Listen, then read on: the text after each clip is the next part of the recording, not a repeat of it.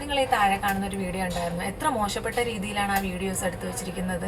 ഇപ്പം നമ്മൾ ഓരോരുത്തരും എല്ലാ ലേഡീസും ഇപ്പം ജെൻസും ഒക്കെ പൊങ്കാലയിട്ട് തുടങ്ങി. ഈ ലേഡീസിൻ്റെ പുറകെ നടന്ന് അല്ലെങ്കിൽ ആ അമ്മമാരും പെങ്ങന്മാരും ഉള്ളവരാരും അല്ലേ ഇതൊന്നും എടുത്തേക്കുന്നത്. നിങ്ങളെന്ന് വീട്ടിലുള്ള ആരും പൊങ്കാല ഇടാനോ ഒന്നും പോകുന്നില്ലേ? ആ പൊങ്കാല ഇടാൻ ചെന്ന് നിൽക്കുന്ന സമയത്തുള്ള ആ ഒരു ബുദ്ധിമുട്ട് നിങ്ങൾക്ക് അറിയില്ല. അത്രയും പ്രാർത്ഥനയോടെയാണ് ഇത്രയും ജനങ്ങൾ വന്നിട്ട് പൊങ്കാല ഇടുന്നത്. അവിടെ നിൽക്കുമ്പോഴത്തേക്ക് ചില മിക്ക ഉള്ള ആൾക്കാരും സാരി ആയിരിക്കും ഉടുക്കുന്നത്. ആ ചൂടും ആ പൊങ്കാലയുടെ ആ ഒരു പുകയൊക്കെ അടിച്ചിട്ട് ചിലപ്പോൾ സാരി ചിലപ്പോൾ നേരെ എടുത്ത് അത് തന്നെ ചെന്ന് ഷൂട്ട് ചെയ്യേണ്ട ആവശ്യമൊന്നുമില്ല.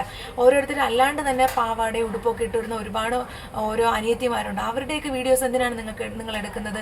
നിങ്ങളുടെ വീട്ടിൽ ഇങ്ങനെയുള്ള പെണ്ണുങ്ങൾ ആരുമില്ല, നിങ്ങളെല്ലാവരും ജെൻസാണ് വീട്ടിൽ താമസിക്കുന്നത്.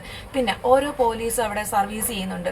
പിന്നെ ഒരുപാട് കച്ചവടക്കാരുണ്ട്, അന്നദാനം കൊടുക്കുന്നവരുണ്ട്, ആ ഫുഡ് കഴിക്കുന്നു. നിങ്ങൾക്ക് അതൊന്നും ചെന്ന് വീഡിയോസ് എടുക്കാൻ വേണ്ടിയിട്ട് വയ്യ.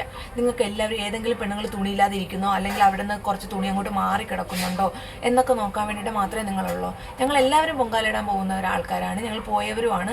എൻ്റെ അമ്മ എല്ലാവരും ഉണ്ട്. നിങ്ങൾക്ക് ഇങ്ങനെയൊക്കെയുള്ള വീഡിയോസ് എടുക്കാൻ വേണ്ടിയിട്ട് നാണയില്ലേ? ഇപ്പോൾ സോഷ്യൽ മീഡിയാസ് എല്ലാം ഓപ്പൺ ചെയ്യുമ്പോഴുള്ള ഇങ്ങനെയുള്ള കുറേ അഴുക്ക വീഡിയോസാണ് ഞങ്ങൾ എല്ലാവരും കാണുന്നത്. ഞങ്ങളൊരു ഭയഭക്തിയോടെ ചെയ്യുന്ന ഒരു കാര്യമാണ് ഇത്. വളരെ മോശപ്പെട്ട ഒരു അനുഭവമാണ് ഇപ്രാവശ്യം ഉണ്ടായിട്ടുള്ളത്. നിങ്ങൾ ആരെങ്കിലും ഇതിനകത്തോട് യോജിക്കുന്നുണ്ടോ?